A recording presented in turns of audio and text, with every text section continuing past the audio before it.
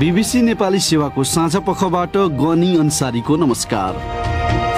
आज कार्यक्रममा सोमबार मुद्दा हेरेका सर्वोच्च अदालतका न्यायाधीशहरू आज फेरि इजलासमा बसेनन्। प्रधान न्यायाधीशले राजीनामा नदिए देशव्यापी आन्दोलन गर्ने नेपाल बार एसोसिएसनको चेतावनी। देशभरिका 90वटा बार कान व्यवसायहरू उत्रिएर कान व्यवसाय नागरी उत्रियो भने अनि यिनको सहजपूर्ण बहिर्गमन हुन्छ कि के हुन्छ याद गर्नुहोला। अन्तर्राष्ट्रिय प्रसङ्गमा जलवायु सम्मेलनका क्रममा मिथेन ग्यास उत्सर्जनलाई व्यापक रूपमा कटौती गर्ने योजनाको घोषणा। सम्मेलनमा नेपालका प्रधानमन्त्रीले सम्बोधन गरेको कुराले कतिको अर्थ राख्छ? उच्च अन्य ओहदाका अधिकारीहरूको तहमा जुन वार्ता हुन्छ त्यहाँनिर कुरा हो। प्रधानमन्त्रीले जे भने त्यो कुरा यो वार्तामा त्यसले कतिको ठाउँ पाउँछ भन्ने कुरा हो। बीबीसीका वातावरण संवाददाता नवीन सिंह खड्कासँग कुराकानी। तर सबैभन्दा पहिला आजका प्रमुख विश्व समाचार। विष्णु पोखरेलबाट समाचार सुन्नुहोस्। मिथेन ग्यास उत्सर्जनलाई व्यापक रूपमा कटौती गर्ने र जलवायु परिवर्तनको प्रक्रियालाई कम गर्ने एउटा योजनालाई संयुक्त राष्ट्रसङ्घीय जलवायु सम्मेलनमा घोषणा गरिएको छ। करिब 100 देशहरूले गरेको उक्त प्रतिबद्धतालाई अमेरिकी राष्ट्रपति जो बाइडनले व्यापक उपलब्धि हासिल गर्न सक्ने प्रतिबद्धता भनेका छन्। उनले भने, हामी सँगसँगै सामूहिक रूपमा मिथेनलाई सन् 2030 सम्ममा 30% कम गर्न प्रतिबद्ध छौं र मलाई लाग्छ सम्भवतः त्यसभन्दा अगाडि पनि जान सक्छौं, अमेरिकी राष्ट्रपतिको भनाई। उक्त प्रतिबद्धतामा सन् 2030 सम्ममा तापमान बढाउने मुख्य ग्यासहरूलाई 30%ले घटाउने कुरा उल्लेख छ। तर विश्वमा सबैभन्दा धेरै मिथेन उत्सर्जन गर्ने मुख्य 3 देशहरू चीन, रुस र भारतले त्यसमा हस्ताक्षर गर्ने अपेक्षा गरिएको छैन। यसअघि आजै उक्त सम्मेलनमा विश्व नेताहरूले यो दशकको अन्त्यसम्ममा वन विनाशलाई रोक्ने प्रतिबद्धता जनाइसकेका छन्। जलवायु सम्मेलनका आयोजकले उनले आशा गरे झैं चिनिया राष्ट्रपति सी जिङपिङलाई भिडियो लिङ्क मार्फत सम्बोधन गर्न अनुमति नदिएको बीबीसीलाई थाहा भएको छ। उक्त सम्मेलन आयोजक रहेको ब्रिटेनले विश्व नेताहरूलाई भौतिक रूपमा उपस्थित हुनलाई प्रोत्साहन गर्नका निम्ति भिडियो सम्बोधनको सुविधा नदिएको बताइएको छ। आयोजकले लिखित मन्तव्य मात्र दिने सुविधा दिएका थिए। अफगानिस्तानको राजधानी काबुल स्थित एउटा सैन्य अस्पतालमा भएको हमलामा परेर कम्तीमा 20 जनाको ज्यान गएको बताइएको छ। बीबीसीका सकन्दर केरमानी भन्छन्, एउटा स्रोतले हामीलाई बताए अनुसार उक्त हमलाका बेला सुरक्षाकर्मीको एउटा सानो समूह मात्र त्यहाँ रहेको थियो। उक्त हमला सम्भवतः 2वटा आत्मघाती बम हमलाबाट सुरु भएको थियो र केही विवरणका अनुसार लडाकुहरू अस्पतालभित्र पसेर गोली हान्न सुरु गरेका थिए। बीबीसी संवाददाता, हालसम्म उक्त घटनाको जिम्मा कुनै समूहले लिएको छैन। यद्यपि एउटा खबरमा केही संख्यामा इस्लामिक स्टेट समूहका लडाकुहरू अस्पतालभित्र प्रवेश गरेको जनाइएको छ। तपाईँ बीबीसी नेपाली सेवाको साँझपख सुनिरहनु भएको छ। संयुक्त राष्ट्रसङ्घीय शरणार्थी नियोगले अफगानिस्तानमा जहाज मार्फत जाडो महिनाका लागि आवश्यक सहायता सामग्री पठाउन सुरु गरेको छ। उसले अफगानिस्तानमा विस्थापित भएका 100,000 मानिसहरूलाई राहत पुर्याउन त्यस्ता सामग्री पठाउन थालेको हो। विस्थापितहरूलाई जाडो बढ्नु अघि नै सहयोग पुर्याउने उद्देश्यले उक्त कार्य थालेको राष्ट्रसङ्घीय अधिकारीहरूले बताएका छन्। राहत सामग्री बोकेको पहिलो जहाज आजै काबुल विमानस्थलमा पुग्दैछ। चीन सरकारले एउटा निर्देशन जारी गर्दै नागरिकहरूलाई कुनै आपतकालीन अवस्था आएमा त्यसका लागि आवश्यक पर्ने आधारभूत खाद्यान्न मौजदात राख्न आह्वान गरेको छ। उक्त सूचनामा किन त्यसो गर्नु पर्यो भनेर स्पष्ट खुलाइएको छैन। तर चीनले कोरोना भाइरससँग जुझ्न लगातार कडा लकडाउन लगाउँदै आएको छ। त्यसमा नागरिकहरूलाई घरबाट बाहिर निस्कन दिइँदैन। त्यसका साथै हालैको अस्वाभाविक भारी वर्षाका कारण बालीहरू नष्ट भएपछि तरकारीको आपूर्ति हुन नसक्ने चिन्ताहरू पनि व्यक्त भइरहेका छन्। र इथियोपियाको सरकारी सञ्चार माध्यमका अनुसार अदिस अबाबाका अधिकारीहरूले त्यहाँका बासिन्दाहरूलाई आफ्ना निजी हतियारहरू आगामी 2 दिनभित्र दर्ता गरिसक्न आह्वान गरेका छन्। एउटा विद्रोही गठबन्धनले इथियोपियाको राजधानीतर्फ मार्चपास गर्नेबारे सोचिरहेको बताए लगत्तै यस्तो सरकारी निर्णय आएको हो। टिग्रेको विद्रोही समूह टिग्रियन पिपुल्स लिबरेसन फ्रन्ट गत वर्षदेखि सरकारसँग लडाईँमा रहेको छ। यो बीबीसी नेपाली सेवा हो।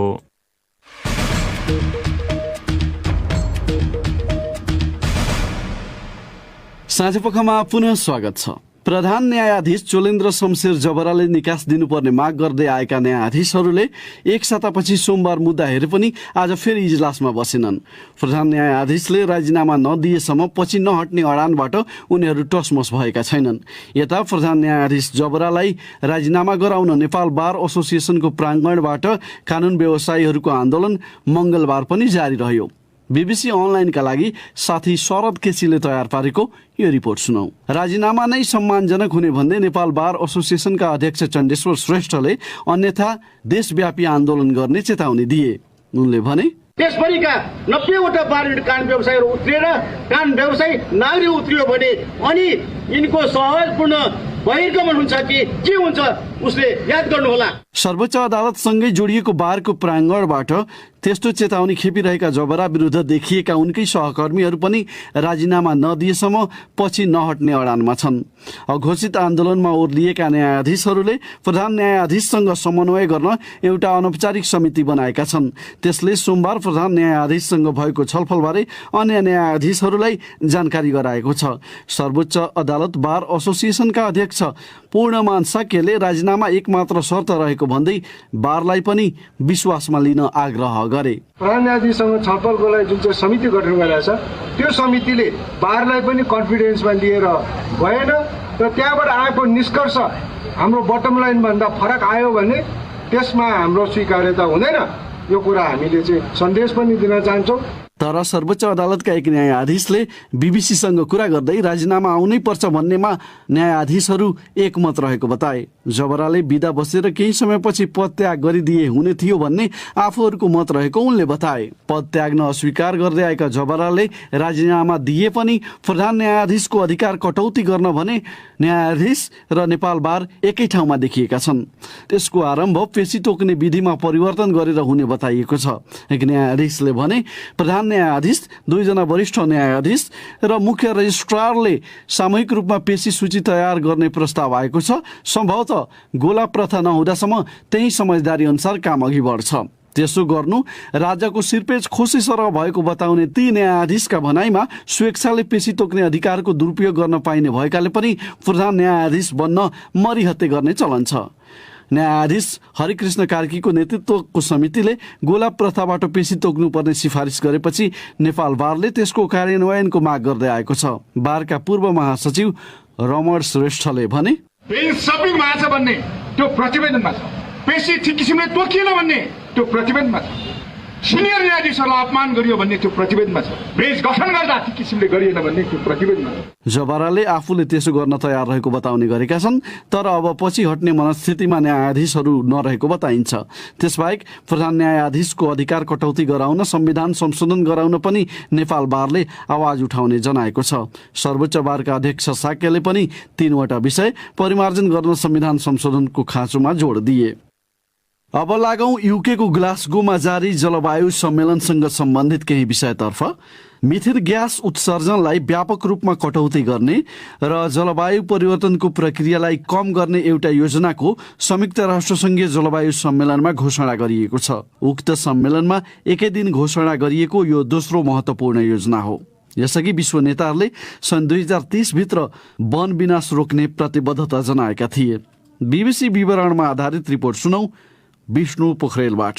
जलवायु सम्मेलनमा 100 भन्दा बढी विश्व नेताहरूले पहिलो प्रमुख सम्झौताका रूपमा सन् 2030 भित्र वन विनाश रोक्ने प्रतिबद्धता जनाएका छन्। उक्त प्रतिबद्धतामा हस्ताक्षर गर्नेमा मासिँदै गएको एमाजन वर्ष वन अर्थात् रेन फरेस्ट भएको ब्राजिल पनि रहेको छ। उक्त सहमतिलाई वन जोगाउने अभियानमा लागेका अभियान कर्मीहरूले सावधानीपूर्वक स्वागत गरेका छन्। त्यस्तै दोस्रो महत्त्वपूर्ण सम्झौता ठानिएको मिथेन ग्यासको उत्सर्जन घटाउने योजना पनि सम्मेलनमा घोषणा गरिएको छ। त्यसलाई अमेरिकी राष्ट्रपतिले महत्त्वपूर्ण उपलब्धि हासिल गर्ने प्रतिबद्धता भनेका छन्। करिब 100 देशहरूले त्यसमा प्रतिबद्धता जनाएका छन्। यसै सन्दर्भमा हामीले हाल ग्लासगोमा रहेका बीबीसी विश्व सेवाका वातावरण संवाददाता नवीन सिंह खड्कालाई नेपालको प्रधानमन्त्रीले आफ्नो सम्बोधनका क्रममा व्यक्त गरेका कुरा कति महत्त्वपूर्ण छन् भनेर सोधेका छौँ। अब हेर्नुहोस्, नेपालको कुरा गर्दाखेरि प्रधानमन्त्री देउवाले नेपालले यसो गर्छ उसो गर्छ भनेर निकै ठुल्ठुलो आँकडाहरू त्यहाँ पेश गरे हुन्थे। जस्तै कि नेपाल सन् 2045 सम्ममा नेपालको कार्बन उत्सर्जन 0 समान हुनेछ भनेर त्यो निकै महत्त्वकांक्षी उद्देश्य हो। अन्य त्यस्तै अब नवीकरणीय ऊर्जा जुन छ त्यसको पनि भाग कुल ऊर्जाको 15% पुर्याइने, वनको भाग 45%, यस्ता किसिमका आँकडाहरू पेश भएका छन्। तर मैले हेर्दाखेरि सबैभन्दा महत्त्वपूर्ण कुरा जुन चाहिँ अलिकति बृहत त्यसको सन्दर्भ चाहिँ के हो भनेदेखि उनले के भने भनेदेखि हाम्रो पर्वतीय भेगमा जुन हिम नदीहरू पग्लिरहेका छन्, अब त्यो त विगतका नेताहरूले पनि भन्ने गर्छ। अहिले आएर अलिकति फरक चाहिँ के कुरा आयो भनेदेखि त्यो पग्लेको कारणले नेपाललाई मात्र नभएर तटीय क्षेत्रमा रहेका देशहरू अथवा टापु देशहरूलाई पनि हाम्रो हिमालको हिम नदी पग्लिने भएको हुनाले त्यो उनीहरूको पनि टाउको दुखाइ हो। किनभने त्यसका कारणले समुद्रको सतह बढेपछि उनीहरूको अस्तित्व नै सङ्कटमा पर्न जान्छ। त्यसै कारणले यसलाई समष्टिगत रूपमा हेर्नु पर्यो विश्व जगतले, र जुन पर्वतीय भेगको जुन मुद्दाहरू हो यस्ता विश्व सम्मेलनमा त्यसले ठाउँ पाउनु पर्यो भनेर त्यो हिसाबले तर्क चाहिँ उनले गरेका थिए। नेपालको प्रधानमन्त्रीले गरेका तर्कले अरू देशहरूको विश्व नेताहरूको ध्यान आकृष्ट गर्न कतिको देखिन्छ सफल, कस्तो देखिन्छ? जुन राष्ट्राध्यक्षहरूले कुरा यहाँ आफ्ना भाषण गरे, भनाइ राखे, त्यो एउटा भाषणले मात्र सबै कुरा हुने होइन। त्यो चाहिँ औपचारिकता हो जुन आज दोस्रो दिन पनि जारी छ, राष्ट्राध्यक्षहरूले बोल्ने क्रम, राष्ट्र प्रमुखहरूले बोल्ने क्रम। तर अबका आउने दिनहरूमा जुन अब कर्मचारीको तहमा अथवा चाहिँ उच्च अन्य ओहदाका अधिकारीहरूको तहमा जुन वार्ता हुन्छ त्यहाँनिर कुरा हो। अब उनले जे भने, प्रधानमन्त्री देउवाले जे भने त्यो कुरा यो वार्तामा त्यसले कतिको ठाउँ पाउँछ भन्ने कुरा हो। यदि त्यो कुरा पर्वतीय भेगले ठाउँ नपाएको हो विगतमा, अथवा भनौँ पुग्दो मात्रामा उल्लेख्य रूपमा ठाउँ नपाएको भने त्यो भनाइले गर्दाखेरि र अब गर्ने वार्ताकारहरूले पनि कति जोडसित, कति चाहिँ बुझाउने किसिमले बलियोसित त्यो तर्क प्रस्तुत गर्नेछन् र ठाउँ पाउने हो त्यसले सुनिश्चित गर्ने हो, त्यो त अब हेर्नै पर्ने हुन्छ। सम्मेलनका क्रममा सन् 2030 सम्ममा वन जङ्गलको फडानी अन्त्य गर्ने भन्ने प्रतिबद्धता व्यक्त गरिएको छ।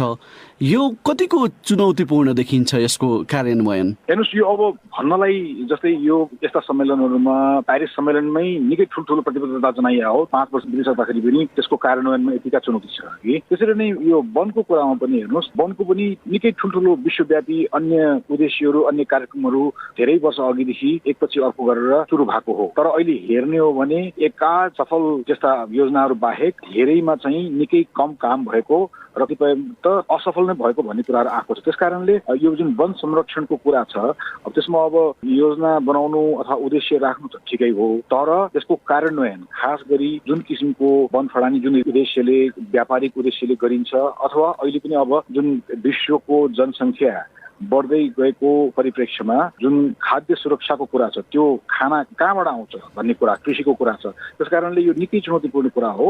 अब यसलाई कार्यान्वयन कसरी गर्छन् त्यो पनि सायद अब हामी आउने दिनहरूमा यहाँ वार्ता जे हुन्छ त्यसले सायद केही विवरण देला। तपाईँ यो क्षेत्रमा लामो समयदेखि लेख्दै बोल्दै आएको व्यक्ति, यस्ता महत्त्वकांक्षी योजनाहरू वा जुन कुराहरू पुरा गर्न गाह्रो हुन्छ त्यस्ता कुराहरू किन विश्व नेताहरूले राख्ने गर्छन्? किनभने हेर्नुहोस्, कार्यक्रम सुरु हुनुभन्दा पहिल्यै एउटा अपेक्षा बनाइएको हुन्छ। त्यो अपेक्षा बनाइएपछि, त्यो माहौल बनाइएपछि देशहरू, देशका राजनेताहरू एक प्रकारले दबावमा हुन्छ। उनीहरूले बाहिर नभन्लान् तर एउटा दबाव चाहिँ हुन्छ। जस्तै उदाहरणको रूपमा भारतको कुरा गरौँ, भारत त्यसरी भन्ने कुनै पनि सङ्केत दिएको थिएन, बरु भारतले हामीले जे गरिसक्यो त्यही नै ठिक छ भनेर भन्दै पनि हिजो आएर प्रधानमन्त्री मोदीले जसरी भने त्यसको उदाहरणको रूपमा लिइन्छ कि अब त्यो राम्रो नराम्रो आफ्नो ठाउँमा छ, त्यसको आफ्नै पक्ष होला, तर जुन दबावको कुरा हो। तर मुख्य कुरा के भनेदेखि यहाँ आएर अन्तर्राष्ट्रिय जगतमा बोल्ने एउटा कुरा हो हेर्नुहोस्, तर घर फर्किसकेपछि, अब आफ्नो देश फर्किसकेपछि ती कार्यक्रमहरू कार्यान्वयन गर्ने क्रममा कति चाहिँ त्यो सफल हुने हो। र त्यसमा चाहिँ हेर्नुहोस्, एकजना राष्ट्राध्यक्षले बोल्ने अथवा यहाँ आएका केही कर्मचारी अथवा केही मन्त्रालयका मानिसहरूले गरेर हुने कुरा भन्दा पनि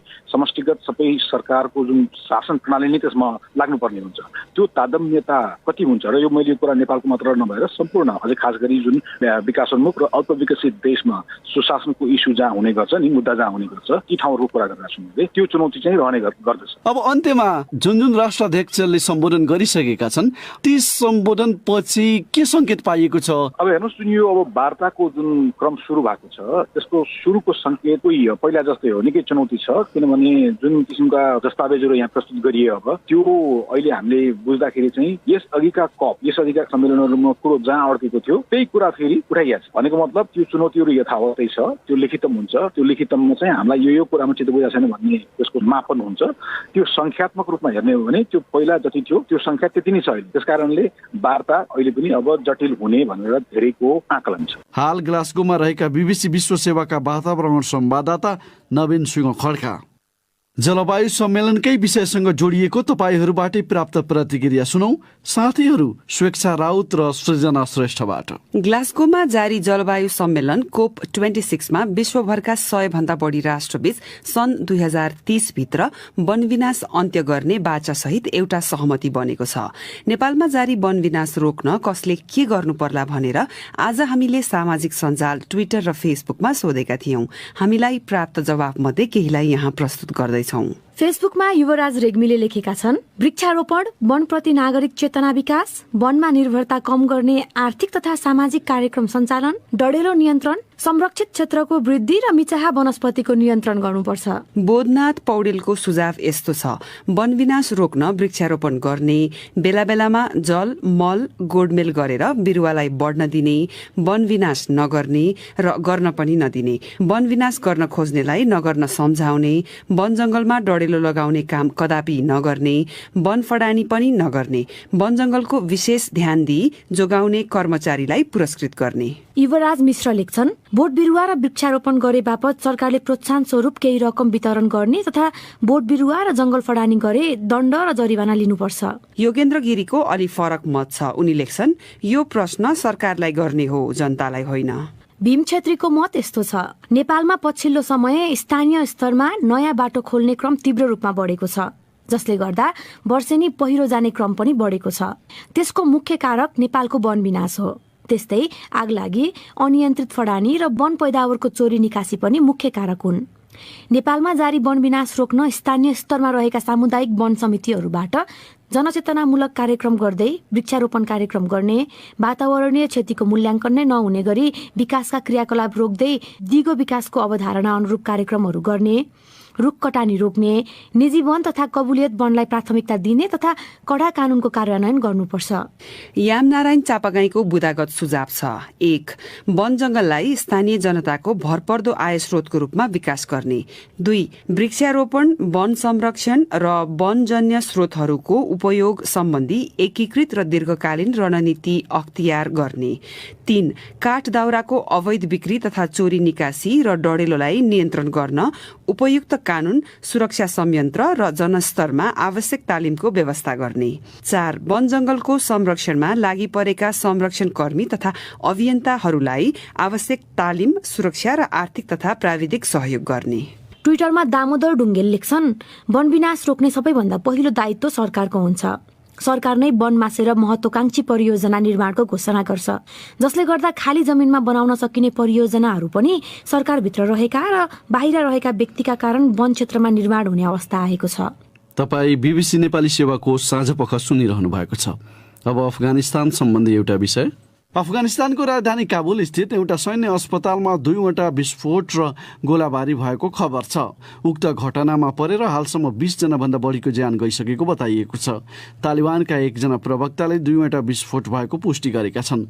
हालसम्म कुनै पनि समूहले त्यसको जिम्मेवारी लिएको छैन। बीबीसी विवरणमा आधारित रिपोर्ट सुनौ स्वेक्षा राउतबाट।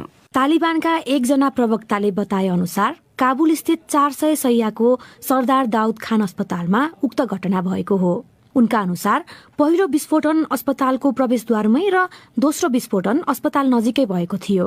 ती प्रवक्ताले विस्फोटन र गोली हानाहानमा परेर मानिसहरू मारिएको जानकारी दिए।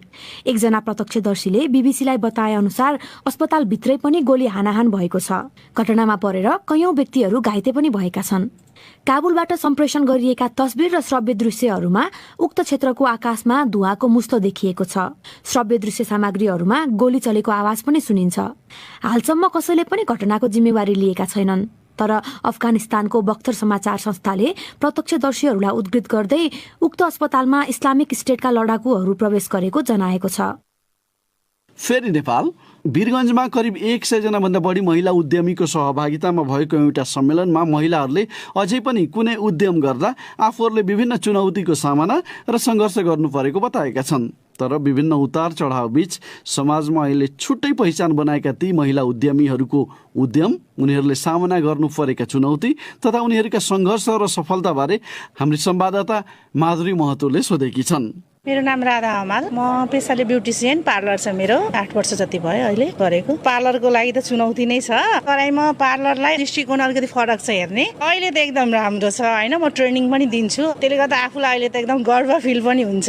मेरो नाम चाहिँ सुषमा तिवारी हो, दिगो महिला विकासको अध्यक्ष छु, वुमेन स्किल सेन्टर छ त्यसको डाइरेक्टर छु। कुनै पनि महिलाले, त्यो पनि मधेसको महिलाको दृष्टिकोणले हेर्ने हो भने आर्थिक रूपले सामना गर्नु पर्यो, त्यसैगरी सामाजिक रूपले पनि हामीले सामना गर्नुपर्छ। अहिलेसम्म हामी अहिले स्ट्रगलमै छौँ। महिलालाई सबैभन्दा गाह्रो चाहिँ दुईटा कुरा उद्यम गर्दाखेरि, एउटा त पुँजीको अभाव, अर्को चाहिँ मार्केटिङ नभइदिनु। यो राज्यले नै आफ्नो प्रोग्रामहरूमा चाहिँ ल्याउनु पर्छ जस्तो लाग्छ। आर्टिसियन, मैले फेसन डिजाइनिङ जस्तै सानो एउटा अब स्टार्ट गरेको छु, त्यही व्यवसायमा लागेको छु। मैले अहिले आफ्नै व्यवसाय गरेपछि आफ्नो बच्चालाई, आफ्नो घरलाई र कामलाई तिनटैलाई अलि ह्यान्डल गर्न सकिन्छ। अब स्टार्टिङमा त अलिकति गाह्रो भयो भने पनि पछिको लागि चाहिँ अब बिस्तारै मैले के अगाडि अलि राम्रो छुट्टै अलिकति केही गर्नु त सोचेको छु। मेरिना श्रेष्ठ, होममेड अचारहरू मैले आफैले बनाएर सेल गरिरहेको छु। मैले घरबाट सुरु गरेर आफैले काम गरेर सुरु गरेँ। चुनौती त थुप्रै आयो, त मार्केटमा अब मेरो मात्र अचार होइन, अहिले त धेरै कम्पिटिटरहरू छ। अनि त्यसपछि राम्रो हुँदै गएपछि अनि मैले अलि ठुलो पुँजीमा गरेर अहिले चाहिँ अलि राम्रै भइरहेको छ। मलाई चाहिँ एकदमै खुसी लागेछ कि आफ्नो पहिचान भनेको एउटा चाहिँ त्यो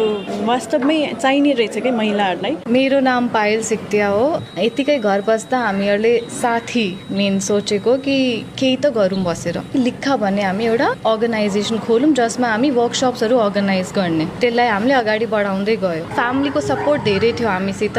हाम्रो उद्देश्य त यही छ कि हामी अझै वर्कसप्सहरू गर्दै गरौँ, मात्रै वीरगन्जमा होइन, नेपालभरिमा भयो, वर्ल्ड वाइड भयो, एउटा पहिचान पाओस् सबै ठाउँमा। मेरो नाम दिप्ती धुड्का हो, म हरिओम गार्मेन्टबाट बोलिरहेको छु। हामी चाहिँ यो स्कुल, कलेज, ब्याङ्क, हस्पिटलहरूको युनिफर्म बेसमा धेरै काम गरिरहेछौँ। लेडिजहरूको लागि जहिले पनि चुनौती नै हुन्छ। हेर्नु, लेडिजहरूलाई मानसिक तनाव धेरै हुन्छ। एउटा काम गरेपछि उसले सर्कल पाउँछ, मन लगाउने मान्छे पाउँछ, हाँस्नको लागि ठाउँ पाउँछ, मात्र भान्सामा खाना पकाउने लेडिजको जिन्दगी छैन। लेडिजलाई धेरै अगाडि बढ्नु छ र उसले नै हो जो सबै कुरा गर्न सक्छ। आफ्नो हस्बेन्डको पनि कामकाज सम्हाल्न सक्छ, आफ्नो पनि सम्हाल्न सक्छ र बच्चालाई पनि राम्ररी सम्हाल्न सक्छ। मेरो नाम निशा सराफ हो, म एउटा कस्टमाइजेसन र गिफ्ट ह्याम्परको एउटा बिजनेस खोलेको, त्यसको अनर हुँ, अतरङ्गी हाउस गरेर। घरबाट नै गर्छु। मलाई आर्ट एन्ड क्राफ्टमा धेरै इन्ट्रेस्ट थियो। मैले सोचेँ त्यसमा जब गर्छु, तर पछि गएर मैले जब नगरेर मैले त्यसमै दिमाग लगाएँ, बिजनेस नै गरौँ, किनकि लस हुन्छ प्रफिट हुन्छ आफ्नै हुन्छ। मेरो नाम रुबी चमडिया हो। रुबीज किचनको नामले मेरो बेकरी चल्छ घरबाटै।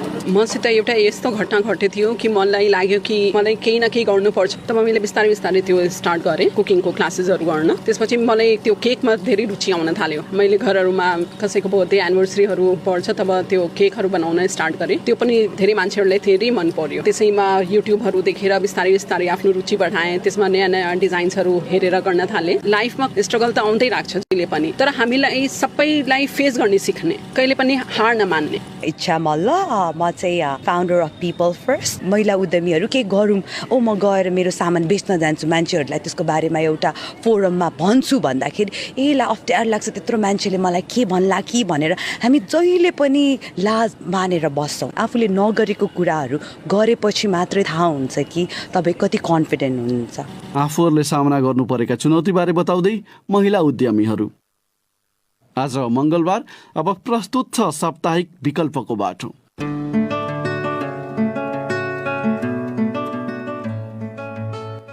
15 क्विन्टल घाँस भएको किसानले 15 छक्का 90,000सम्म कमाउँछ होइन। अब 10 क्विन्टल गर्छ भने 60,000। मकैलाई चाहिँ टुसा आउन थालेपछि बाँदर सट्टै आएर पसिदियो भने साह्रै दुःख भएको थियो। अहिले चाहिँ घाँस लाउन थालिकन चाहिँ धेरै सजिलो भइरहेछ सबैजनालाई। पोहोरपरारको सालको हिसाब जोड्ने हो भने अहिले त करिब यो जय घाँसको बिउको माग 60% बढाएको छ।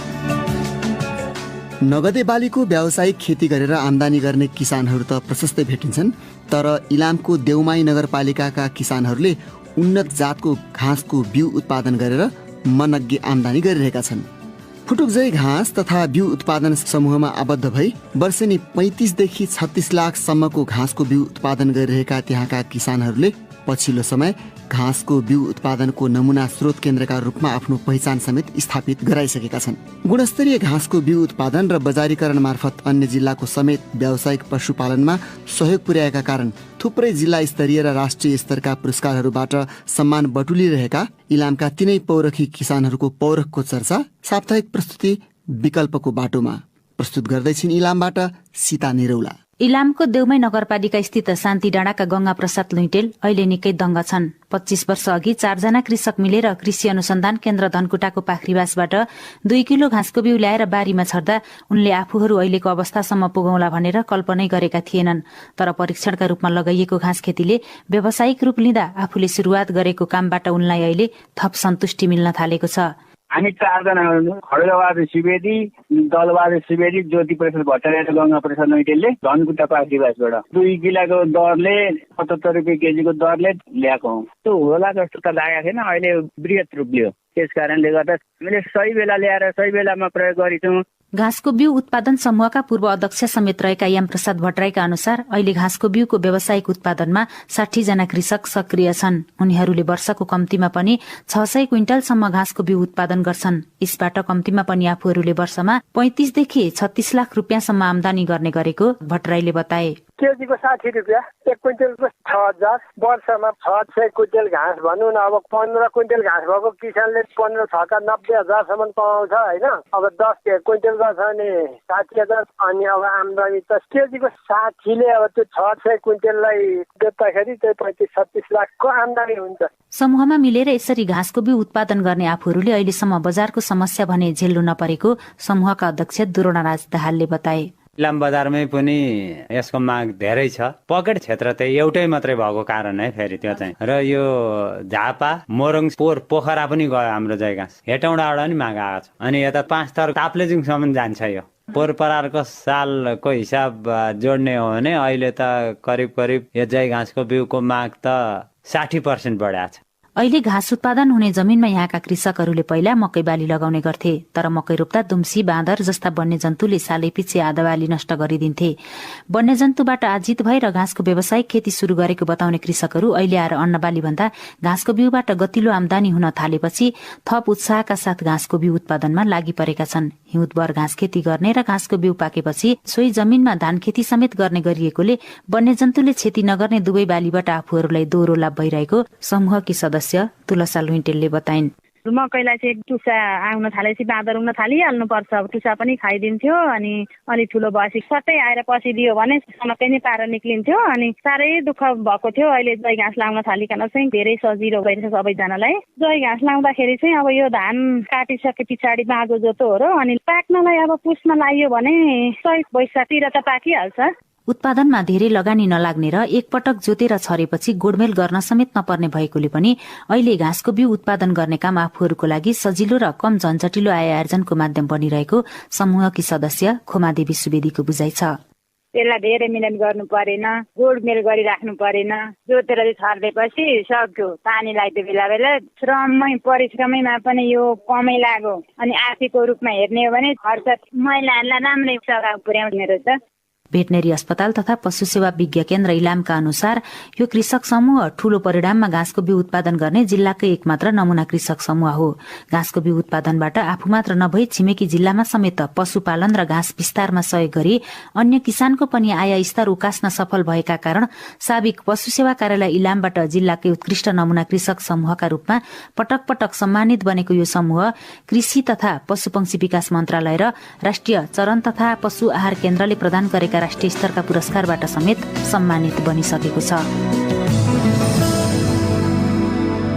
विकल्पको बाटो प्रस्तुत गर्दै थिइन् हाम्री संवाददाता सीता निरौला। हामी बीबीसी नेपाली सेवाबाट बोलिरहेका छौँ। बीबीसी नेपाली सेवाका सामग्री रेडियो, अनलाइन र सामाजिक सञ्जालमा पनि उपलब्ध छन्।